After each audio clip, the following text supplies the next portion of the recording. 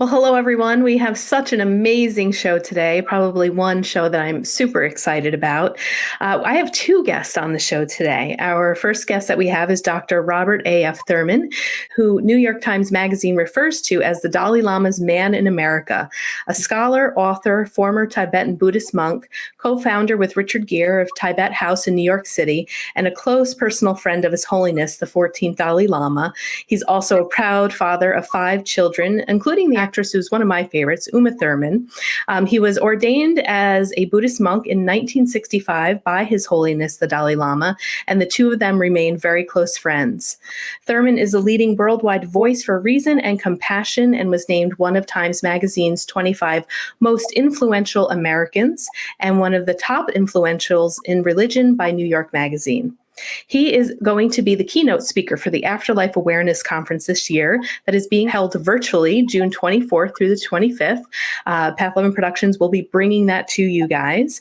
And his presentation is going to be focusing on how to die like a Tibetan Buddhist. So we are really excited to talk to him and the founder of the Afterlife Awareness Conference, Dr. Terry Daniel. She is here with us today, and she is an interfaith clinical chaplain, trauma specialist, and end-of-life educator certified in death, dying, and bereavement by the Association of Death Education and Counseling and Trauma Support by the International Association of Trauma Professionals. She conducts workshops throughout the U.S. to help the dying and the bereaved find healing through meditative, ritual, and therapeutic processes. She's also the author of 4 books, and her books have been acclaimed by physicians, hospice workers, grief counselors, religious scholars, and we have just a dynamite team here today with Dr. Thurman and Dr. Terry Daniel. So welcome to the both of you. Thank you. Thank you. Yeah. So I'd like to begin, Terry. I'm just really curious. You always have fascinating keynote speakers. Robert Thurman is going to be definitely one of them. And I'm just curious to know why you decided to bring him on as the keynote speaker for the conference this year for 2021. Because he is a gem. And I have been wanting to get him to the conference for about the last 4 or 5 years, and I'm so thrilled. And he is, like you said, I don't remember the term, the Dalai Lama's man in America or Buddhism's man in America. And a lot of the people who come to the conference are very interested in other views of death and the afterlife, aside from the views they were raised with in our Judeo-Christian culture. And they're venture out and they're interested and they looked at Buddhism a little bit, but they don't really know a lot. And this is information that I really want to bring to them because they need it. You know, they want to find different ways to die and to understand impermanence and all these things that are in Buddhist teachings, which Dr. Thurman is the go-to guy to bring us that information. So I'm thrilled that you're going to be with us. Yes, I'm excited he's going to be there too, and I'm going to be in the backdrop, you know, kind of working with Path 11 and be able to see his presentation. So, Dr. Thurman, how to die like a Tibetan Buddhist. Can you talk a little bit about that? Well, really, actually, sure. But well, the title of How to Die is, of course, important, and to understand death, because our whole life is related to death. And unfortunately, the mass of people are scared of death, very, very much scared of it, because they live in denial of it. You know, so they are thinking of death as sort of the bitter end and defeating all their purpose of being alive. And that spoils how they live. So how to die is really the key of how to live, is the surprise sort of bottom line of what I'm going to talk about and what I inevitably do talk about. And years ago, when I was still a monk, and I was at one of the local monasteries in New Jersey with my original teacher, who actually was a Mongolian, although he had lived 35 years in Tibet. And, you know, the Mongolians and the Tibetans have the same religion, same sort of culture. The Tibetans transformed the Mongolian, who were, as we all know, very ferocious conquerors, transformed them into being peaceful and gentle, like the Tibetans had become. And so anyway, I was with him, and we were in the library of the monastery, and a book fell on the floor as we were walking by, which was a Tibetan version of the Tibetan Book of the so-called Tibetan Book of the Dead, which that's actually the wrong title of it. The real Tibetan title of it is the Tibetan Book of Natural Liberation Through Learning About the Between, is the literal title of it. So when you learn in the afterlife period about what's going on, then you're liberated from fear and from negative outcomes, is the idea. And the concept of being the book of the dead is wrong, because there are no dead. That's the big lesson of it. Right. But anyway, it fell on the floor, and the elderly Lama said, I was putting it back on the shelf. And the Lama said, oh, no, you keep that. You're going to need that. And I said, no, I don't need it, because there already was a translation of it in English a long time before. And I was studying some other things. So I said, it's okay, I don't need it, I'll put it back. He said, no, you keep it. I want you to have it. You're going to need it, he said. He repeated. So I stopped insisting, because when he insisted, he was Mongolian. That was usually for a reason. And in fact, it became an important thing. About 20 years later, someone asked me, why don't you translate that in a new way? It's not been properly translated. And I said, well, I don't know. Yes, I could have some complaint about previous ones, but why do that? It's been done. And they said no. So then I remembered that incident, and then I did it, and I redid it. And I really learned a lot working on that. And actually, of all the books I have written and translated, about 20, 30 books, that's been the most popular one.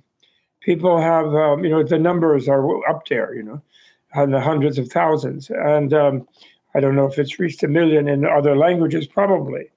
And I was really surprised about that. And but I love the topic. It's very, very important. When you understand what death is, then you understand what life is. And until you do, you don't understand what life is. You think that somehow I can do something magical. And even, the guy, famous Ray Kurzweil guy, he thinks that we're all going to be downloaded in computers. He's so scared of death himself. He wants to be immortal by living in a computer. Like his brain, put it in a computer. He's sure that AI will enable us to do that, which from our Tibetan point of view is really silly. And actually from a Doctor Who point of view, it's crazy. I don't know if any of you know Doctor Who, but the Daleks are among his worst enemies, and they came from their robot computers who are so frustrated because they're human brains that have been placed in computers, and they're really annoying, and they don't like living humans, and they go around going, exterminate, and they're really scary, actually, if you ever watch Doctor Who. So Ray Kurzweil is trying to be a new race of Daleks. I think it's terrible, really. But the point is, we are immortal already. It's just that the death transition is like, it would be like someone saying, well, I don't want to be unconscious. I want to always be conscious because I love being conscious. So I don't want to sleep anymore. I refuse to go to sleep. How long would that person last? That is the dumbest thing. When at the end of a hard day, we're happy to go to sleep. And we know we're going to wake up.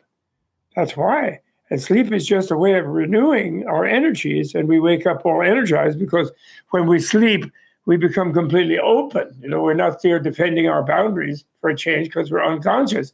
And so, unless we're dreaming. But then by opening our boundaries, the universe gives us new energy, because the universe likes us, maybe loves us even, in the definition of love, of giving us energy, of making us happy.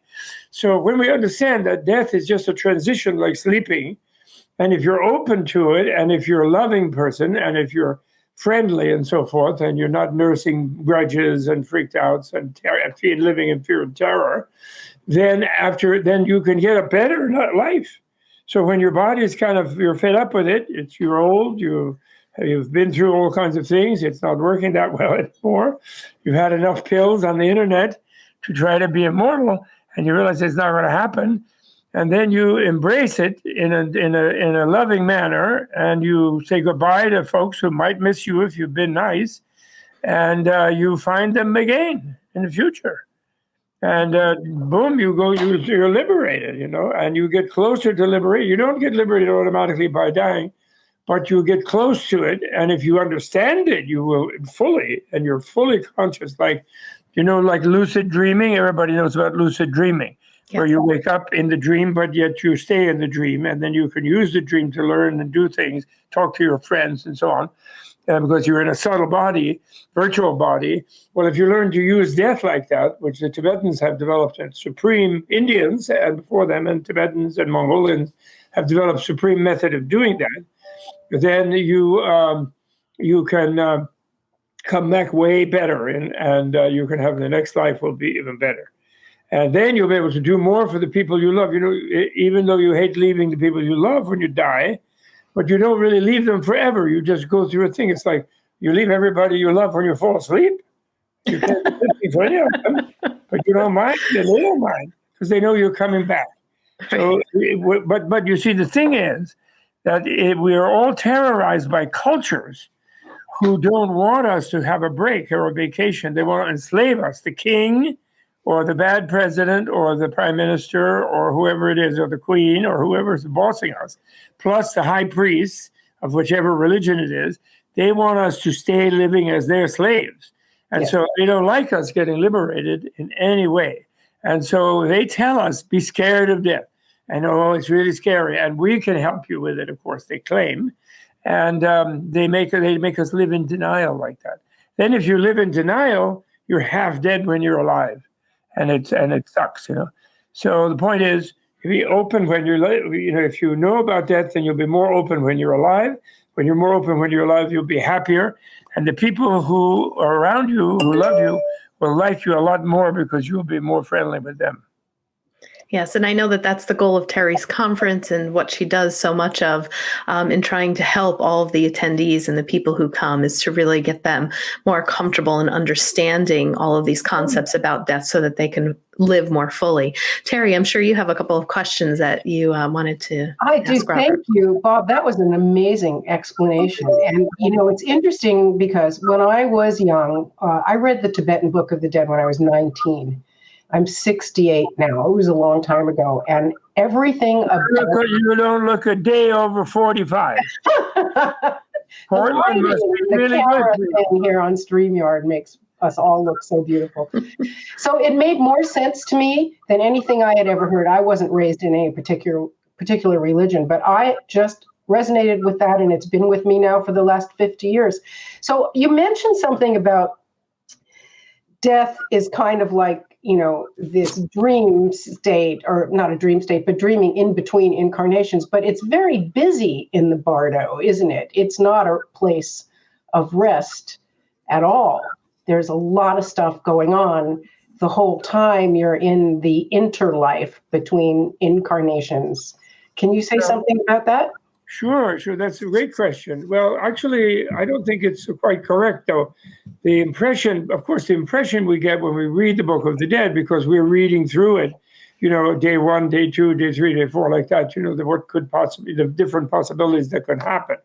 And actually, one thing we should know, it is a scientific document, not a mystical one, because the claim is, although I admit from a materialist point of view, it's kind of a wild claim, but the claim is, if you're not a materialist, quite credible, which is that since beginningless time, that advanced beings who have developed good, strong control of their mental apparatus, you could say, who've learned to operate, who have had good manuals of operating, spaceship human body, and therefore can really live in their nervous system and live in their emotional system and live in their conceptual intellectual system, and therefore have learned a lot about how to operate it, you could say. They have lucidly died, and they report the different things that can happen to you, and then they take of those, the optimal ones and the worst ones, and give you a way of being prepared for that, and to learn how to prepare so that you can approach the optimal ones. And so all their scientific descriptions of things to help us deal with them are said to be relative explanations. They're not the absolute thing. Not everybody has to go through exactly everything that is said there. And that's very, in other words, they're like real scientists. They say, this is our report at the moment, but we don't make it a dogma that everybody's going to go through exactly this and exactly that, and exactly the other. This is the range of things you might, and you prepare for it in such a way that you try to go through it in a good way. And the key thing, the busyness that you're talking about, Terry, correctly, is if you don't know how to handle it, and you keep missing the key points where you could get into peaceful state, where you could use the transition to develop higher tolerance and a higher aptitude towards reaching the very, very massively expansive, massively blissful, massively peaceful states, which you can hit, which you do hit right away the minute you die, actually. But the reason that then you might get busy is if you haven't prepared for it well, you've never meditated, you've never had any instruction about it, you didn't learn about it before, you didn't go to Terry Daniels' Afterlife preparation conferences in whatever culture. If you're unprepared, then what happens is you feel freaked out that you've lost the old spaceship you're in, which is a human body, and you sort of seem to be sort of a vast being floating in space. And then you feel frightened of that because you're used to thinking the universe is maybe scary because people have brainwashed you that it is. And so you struggle to reassert like some control, but you don't know what you're controlling. So then you're scrambling yourself. The busyness that you see is what happens when somebody's not able to let go. And then they scramble to try to reassert, but they don't have the equipment to do it with. And so they put on the wrong spacesuit, so to speak. You know what I mean? It's like what would happen to you if you try to do a spacewalk outside of like one of those spaceships that we see in these different movies, or the ones that we send up, the space station. If you try to hop out there wearing bathing trunks, you explode. And because the pressure is internal and external, you're not used to being at zero pressure or very low pressure in space, and so you blow up. And then, of course, and as you felt yourself doing that, you'd be completely freaking out naturally. So you put on a suit, and then with that suit, you can calmly walk around and float around with Brad Pitt, trying to fix the antenna. They show us the movies, and so the point is the Book of the Dead or the Book of Natural Liberation, which when you study that and you learn about that, or with a good teacher or instructor about it, then what happens is you are prepared for what goes on. Okay, now I'm going to float. It's like, now I'm in a sleep state, so I should let go and I should allow myself to be unconscious. And then if I can be open to be unconscious, then I'll develop I'll be conscious in another way. And I'll be sort of omnipresently conscious, but I won't be like in a dark place. I'll be in a bright light place. And if then I'll go for that bright light place, and since I'm not holding on, I won't fight against the bright light by feeling it's too dazzling. That's actually one of the deepest and main instructions in the Book of Natural Liberation is when you see lights, when you're sort of out of body and you're not sure what you are, when a big bright light sort of rises in front of you or as you, in the middle of you or something, not to shirk it, not to shrink from it and try to run away from it and shut down and put on shades, and don't go for the shades, because then that'll trap you on less pleasant places.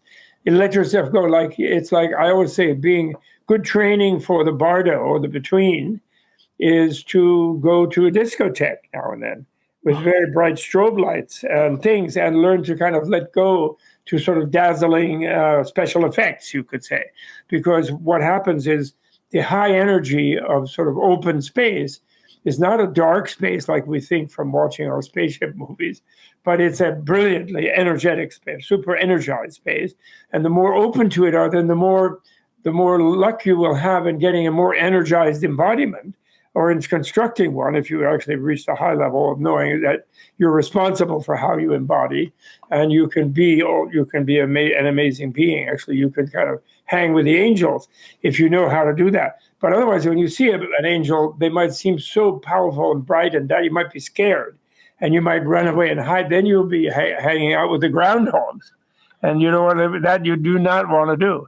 So that the busyness that you see is the busyness of the person who goes into it with an over busy mind, in a sort of experience of having been fighting to keep that skeleton, that body, flesh and blood of the old body, even though it's collapsing from whatever disease or old age or whatever it might, or in an accident, whatever it might be, and they're scrambling and struggling, and then the busyness describes how to try to unwind that scrambling and struggling. And then it shows all different possible ways of doing it, because different people come in with different patterns of trying to reassert some old idea or old stereotype that they have about the image they have of themselves. And that's where the busyness comes. In fact, the between state is a state of very strong and powerful access to super peacefulness. Just like, in a way, if you're a good yogi or yogini, as they say, and you've practiced opening your heart in meditation, in certain letting go in a certain way. Think, you're having a meditation and you remember somebody at work who really bugs the hell out of you, or some sibling who used to bully you, or someone in a class, or some person you dislike in the media world, or something, some supposed enemy or something like that, in history even. And you think of that and get all crunched up and feel either fear and anger and all sorts of things. And then in the meditation, you say, well, I'm not going to let that person get to me and make me feel all scrunched up and unhappy and unpleasant. Okay, they were bad. That was bad then. Not going to whitewash it, but I'm going to let go of it now. I'm just going to I'm going to ignore that thing. I'm going to let go. I'm going to let it go, and I'm going to just not react, and they're going to leave me alone. And then, in other words, open your heart about that old grudge or that old resentment or whatever it is. And when you learn to do that in meditating, when you see something in a dream that it looks bad, then you'll be able to kind of let go and go through it. And then because in that dream state, nothing can hurt you, because you're just in a dream body. You don't have a body that they can punch or twist your arm or something. They can try to grab your dream arm. It won't help them. So that's a way of preparing. Then that gives you a way, when you learn about that ahead of time, you can prepare and become more adept at letting go and being open-hearted and being ready for anything, and ready to sort of swim through it, And they say, like, if you see a dragon coming to swallow you in that thing, if you just let go, and then it tries to bite you, but it can't, and then you go right through its throat, and you're out in the universe, And also because the dragon if I understand this correctly, the dragon and the demons, those are projections that we carry.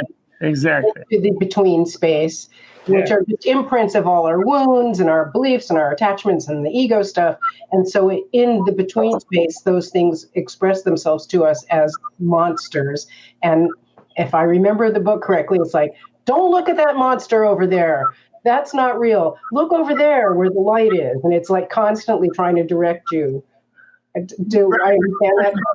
The bright light, Yes, go over there to the bright light. That's right. I have so many questions for you. It's such an honor to have a moment to talk to you. April, can I ask another question? Sure. Go ahead. So this is my dissertation advisor was, I went to a seminary, and she was very Christian. And we got into an argument about something I wrote in my paper about karma and the Buddhist afterlife not being punitive. There's no punishment that comes from some remote third-party deity. And she said, oh, yes, Buddhism is full of punishment. You incarnate, based on, exacting like a punishment from bad things you did in a past life. To me, her interpretation was completely whacked. But I've always wanted to ask this question to someone who knows. Right. Well, one thing that is really fun that I enjoy, I'm so happy. I was so lucky to have met my original teacher, the Venerable Geshe Wangyal, who passed away 40 years ago. But he was such a great person. He was Mongolian, and he looked sort of like the guy in the Karate Kid. And I don't look like the Karate Kid at all, and I wasn't like that, but in a way I was, and he was just wonderful. And then he introduced me to the Dalai Lama like 50 years ago, and then he's been my friend. And of course, I was born in, nominally as a Presbyterian Protestant, although my parents didn't drag me much to church, and they didn't go much, but now and then. And I always liked baby Jesus. I didn't like sort of the punishing God attitude, the idea of punishing. And the whole idea of punishing relates in monotheistic traditions, which there are some in India, Shiva, Vishnu, Christianity, or the Abrahamic ones, Judaism, Christianity, Islam are not the only monotheistic traditions. There are other ones. And the monotheistic tradition tends to be a bit like that because they attribute to a single being the omnipotent power over you and over everything. So whenever anything happens to you, it's either reward or punishment dished out by this being. And actually, in the Buddhist literature, they have a scene, quite a few scenes where the Buddha meets the deity in India in his time called Brahma, who the other Indians used to think was the creator. And that creator keeps telling Buddha, look, Buddha, I support what you're doing. You tell people that I'm not omnipotent and I'm really powerful, but I didn't create everything, and I want them to know it because although I like being worshipped by them when things are good for them, I don't like it when they have a horrible experience and they blame me, because I'm omnipotent, so I must have caused it. I don't like that. So you tell them that it's up to people of how they are, Now, if you had told your lady, if you knew a little of that, and you had told that poor lady who was interpreting Christianity that way, if you had told her, look, if you take a lot of drugs or you drink a bottle of scotch every day, you're going to get really sick. But the bottle of scotch is not punishing you for drinking it. You actually did it yourself, and you spoiled your body by liver by drinking too much, and you're now going to be sick. So, somebody else didn't punish you about it. Buddhism didn't, Christianity didn't. You did it yourself by drinking all that liquor.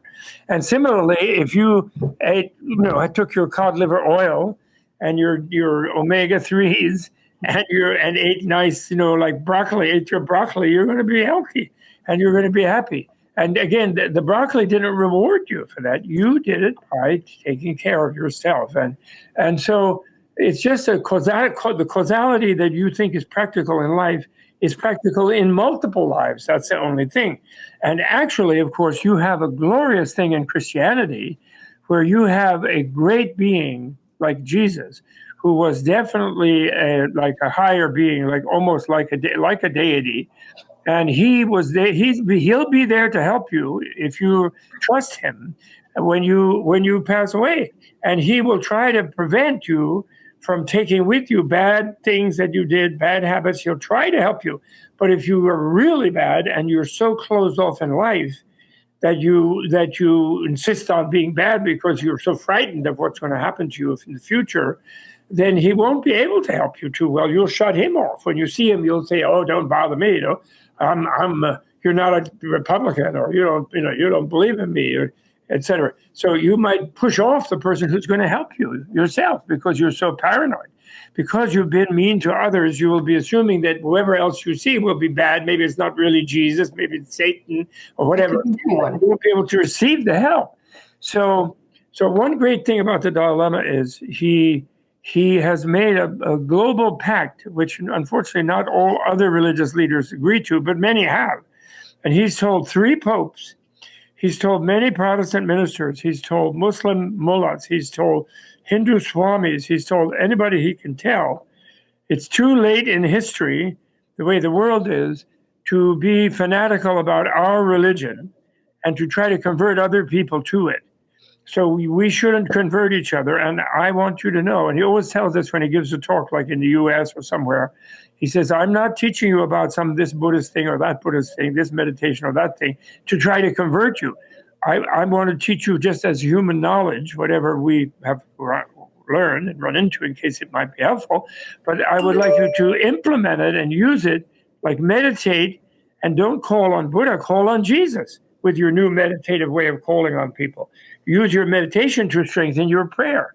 Use your faith in reality that actually it's basically good. God is love, let's say, and you can call it God. I don't want you to call it emptiness or call it ultimate reality or something, because, I don't want you to call on Avalokiteshvara instead of Jesus because you couldn't pronounce his name. You'd be like, oh, Avalokiteshvara, who? You wouldn't be able to call him to help you. And in the Book of the Dead, as you know, for example, it says if someone isn't highly prepared and trained, call on the Lord of compassion, it says. And in my footnote, in my translation of that Book of the Dead, I say that for Tibetan, that means Chenresig, which is the Tibetan translation of the Sanskrit word Avalokiteshvara, who is considered the Lord of compassion, the compassion of all Buddhas, and who has the ability to be everywhere for everyone, you could say, like Jesus does for Christians. And so, point is, Jesus is a nice two-syllable word. Even in Isa, in India, they like Jesus and they call him Isa. And Yoshua, I guess, in Yeshua or Yoshua in Hebrew, in Aramaic, in his own language. And point is, stand up for him, do it. And that's great. And you learn to do that better if you learn a little bit more and you meditate a little bit more about it. And don't just be terrified by some people who pretend that Jesus wants you to kill some unbelievers, and to be hostile to people like that. But Muhammad didn't tell people that. Jesus didn't tell them that. Those are bad interpretations that later sort of sultan kings, like dictators told people, pretended that God told them to do what the dictator tells them, which is go kill the enemy so the dictator can have more property, more territory, more greedy, have a quadruplex instead of a triplex, the lousy dictators, the way they behave, And Jesus is not like that. He wants to help everybody, whether they're Christian. And the whole idea that if you're not Christian, you're going to hell, they have to change that theology. That's stupid. But Dalai Lama doesn't want them to change religions. And he doesn't want Buddhists to change. If they like Buddhism, it's good. It's legal to do it. If a Buddhist wanted to become a Christian, fine, no problem. But he wants the leaders of the traditions not to compete for market share. So, for example, also me too, when I teach Book of the Dead, I don't do it like, oh yeah, you guys should all now become card-carrying Buddhists and then the Book of the Dead will work better for you and blah, blah, blah. I don't do that. I have in all my notes right there what I'm translating. I'm saying, well, if you're a Muslim, you call on Khizr. Or, Islam is very worried about idolatry, so they're very short. Doctrinal Islam is very short on angels. Even though it was Gabriel who talked to Muhammad, he didn't speak to Allah himself, but Gabriel gave him the message. But they don't emphasize that, They have the same angels as the Christians and the Jews, but they don't emphasize it. But you can find that intercessor even in Islam. And, you can call on Muhammad himself. He's not going to be mad at you. But maybe some more Orthodox Muslim might feel, well, he's too far out for you to call on, so he's not going to come. But you could call Gabriel. You could call any of the old, because actually Islam is trying to be Judaism. He wanted to have a bar mitzvah, Muhammad. He went to Jerusalem. He met God. He met Allah, and he went to heaven on a white horse from Jerusalem. That's why the Al-Aqsa Mosque is a big deal in Jerusalem for the Muslims. So, it's nothing against either Judaism or Christianity in Islam. But later theologians in Islam, like later theologians in Christianity, they, in order to have their crusades and their fights over territories, they tried to pretend to people and they brainwashed them that, they're really anti and you should kill them and they're bad. And nowadays, Dalai Lama's point and my point is, nowadays in any one city on the whole planet, there's churches, mosques, temples, meditation centers, what have you, secular people who don't believe in any particular divine thing or they're materialists, but they're humanistic at least. They want to help the human being. And therefore, it is too late in history to go around saying the other one is no good. And we should really stop doing that. We should just say, our guy is really great, and he loves everybody, and so I love you. And you can join me or not, but I'm not going to try to convert you. I'm going to honor you that you're finding the same loving ultimate reality. When I say God is love or Jesus is love, I mean they love everybody. And you can find it through whatever bunch of names you have. And I'm going to leave you alone. And please leave me alone. I really like that idea, and I'm totally into that. And there are some kinds of Buddhists, for example, who have a strong, what they call other power theology. Some of the Pure Land people, what they call, like in Japan and China, and that used to be big in India. And so they feel that human is not, nowadays we're in a dark age, and the individual can't really develop strong mental self-awareness and can't meditate and attain great openness. And so therefore we have to rely on a compassionate intercessor only. And so if you have a Book of the Dead where you should learn to do something, that's bad, because then people won't just be, please help me. They won't just pray to the other, to the enlightened being or the loving being, and so, your Book of the Dead sucks at all. The actual Buddhists, I've had a few, very few, but a few things like that.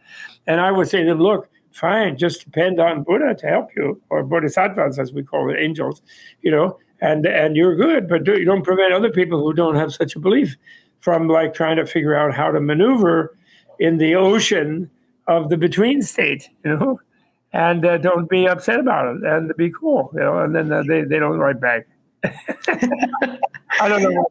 I would like to think that now that we have this world where we have the internet and anybody can just click the mouse and be sitting here listening to you right now, and all the information we need about religious history and theology is right there for anyone who wants it. Amazing. I would like to think that we are ushering in a time where we are able to now have a complete theological overhaul of those old orthodoxy ideas and have a more connected and inclusive view of the divine, or whatever you want to call it, because everything is right out there for us to have. Right. Well, that's the new age kind of people who I really like, and I've been annoyed. There's been this backlash in the media where people go, oh, new age. And what, are they really like the old age? Let's say we have a world war, guys. What would you like? Oh, that'd be fun. Let's try that. It's so stupid, And I'm really upset with the KGB in their attempts to divide Europe. Which Europe started a lot of wars. They had a lot of wars every spring everywhere in Europe, and they persecuted people. They did Holocausts, and it's bad. And they've been so cool with their European Union for 50, 80 years now, and that they're getting young people into being like Nazi-like, or French, we're going to break out, or Brexit, or, it's just terrible. And I think the worst, of course, would be if Germany decided to drop out of the European Union, but they never will, I think, because what would we call that as a short? We'd call it Jerksit. So they'll never do it. And that's really great. And I wish the English would go back. I think it's so silly. They used to have an empire, and then they became this island, and now they're connected to the European mainland. And they have these tunnels and things, and they shouldn't do that. And, we should have a world system where people are all friends, and Russia should join and stop messing with Ukraine. And the Russian people are semi-European, and they love you. They love it. And, forget about Siberia. Don't worry about it. It's a part of Asia. And then you have the Asian Union, and everybody be fine and happy. But the thing is, all the localities will be peaceful when there's an overall sense of common humanity as well. The overall sense of, instead of international affairs become the might makes right, and domination and who's more super powerful. That has to stop, and then the people can assert more their local pleasure and local joy and local happiness, and we can save this planet from the destruction. Stop investing so much in military, and put that money all into Greta Thunberg, whatever she wants. We'll do it. If you put all the military budgets of the planet into whatever Greta asks for and save her future, she would really be cheery. I really like to see a smile on her face. I don't like to see it.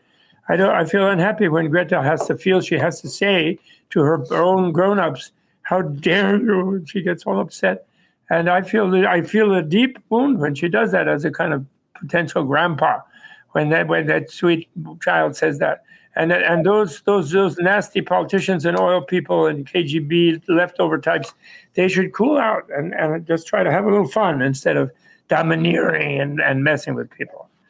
And they'll do that if they realize that if you want to die well, you better live better. That's because one of the big lessons of course, the Book of Natural Liberation and the Afterlife Conference, and you are wonderful helping people in the time of, and I feel very honored to be with you because I haven't really sat with a lot of people in their death thing, because I've been in the ivory tower and translating Sanskrit and Tibetan all the time, so I'm busily doing that. And so I feel that's a very great and honorable thing that you do, of helping people come to that crossroads where they're going to leave the body and they're going to find another one, whether they believe they are or not. And you're helping them with a good quality of how they go about that without imposing any particular belief upon them. I know that you do, but just encouraging them to be open, loving, and expect love. The bottom line actually for everyone is we all have to learn the universe loves us. The universe is good. That's what all the great spiritual founders were trying to tell people. God is love. Allah is Al-Rahim, the compassionate one. Rahim, by the way, comes from, in Semitic languages, compassion words relate to womb words. And so although they make the male chauvinist cultures make it out like God is a big guy, actually the mom side of God is 100% there in all the text, mom. Yeah. I just think, the biggest takeaway for me in sitting here and listening to you talk, like you said, is in order to die better, we have to live better. And I think the work is working on our consciousness now while we are alive, so that when we make that transition, not only do we have a better death, but when we come back around, we have, again, a better life. And I think... Listen, yeah. What I didn't get to ask you, what is Path 11? You're really doing something great. What is that? What does it mean? Yeah, well, Path 11, we came up with that name because Mike and I were on a spiritual journey and a path, and the number 11 kept presenting itself to us in synchronicities. So we created three number. Yeah. When you do divination with dice, which Tibetans do, and to a goddess, and they ask her questions, with divination by rolling dice. When they get 11, they go, whoopee, that's a good one. Exactly. So that's terrific. You and Mike, he's the engineer of the voice. Yeah, he helps us there. We created 3 documentaries on consciousness about the afterlife, astral projection, and what happens when we die. So we're just on this quest of trying to find people like you and Terry to, talk to our listeners, to talk to me, and help me to live better so I could die better. That's really great. That's wonderful. Well, nice to meet you, April. Great meeting both of you, and I look forward later to the thing. And let's do some more podcasting. I like to do podcasts with both of you. And Robert, thank you. Take care. Thank you. Very cool. Take care. And thank you, everyone, for tuning in. The Afterlife Awareness Conference is running virtually this year, June 24th to the 25th. Now, on the 24th, Terry can talk a little bit about that, but there are in-depth pre-conference workshops, and Robert Thurman is actually doing one of those, and that is on June 24th. The actual conference kicks off the 25th, the 26th, and the 27th. We do have tickets for sale, afterlifeconference.com, and there is a continuing education track, which is really wonderful. And I think that is a really nice bonus that Terry offers, and she's offering a bunch of goodies too with these tickets. So Terry, before we end today, can you just let people know what they're getting with their ticket to the Afterlife Conference? Because it's not just the conference itself. I know that you got a bunch of just fun things that people are getting in addition to their ticket. Yeah. So if you register for the general conference, it opens on Friday night with Robert Thurman as the keynote. Then it goes all day Saturday and half a day Sunday. A lot of our presenters have created a little sort of gift package of digital content. So as soon as you register, you get a link to that. So you get teachings by our various presenters. So that's like really good extra content and extra teachings. If you are a licensed professional who needs CE credits, those are available. So we've got that little package.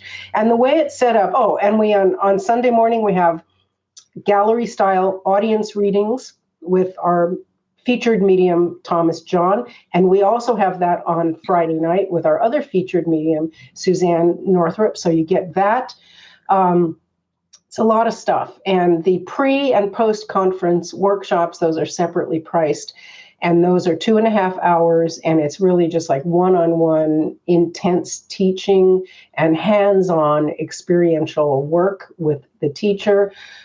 We've got Robert Thurman is doing one. We've got Patty Pellerito doing a workshop on sound therapy using gongs and bells and music.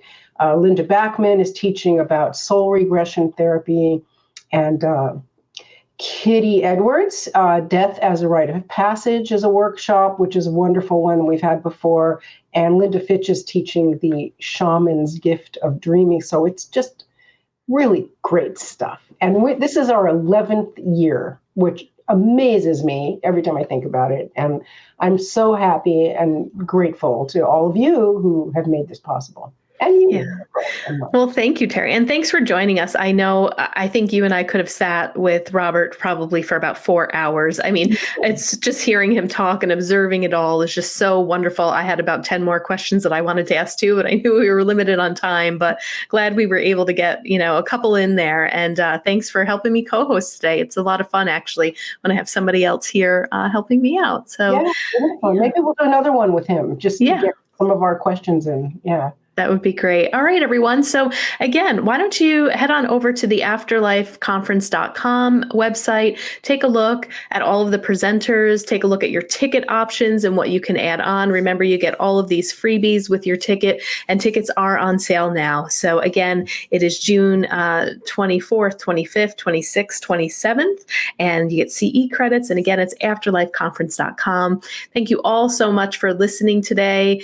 Please be sure to share this podcast with friends, family, share it on social media, spread the word, let people know not only about Robert Thurman's work in the world, but also the Afterlife Awareness Conference. We are all going to be touched by death in one way or another, and we are all going to die, right? So the message today is to live better so you can die better. Take care, everyone.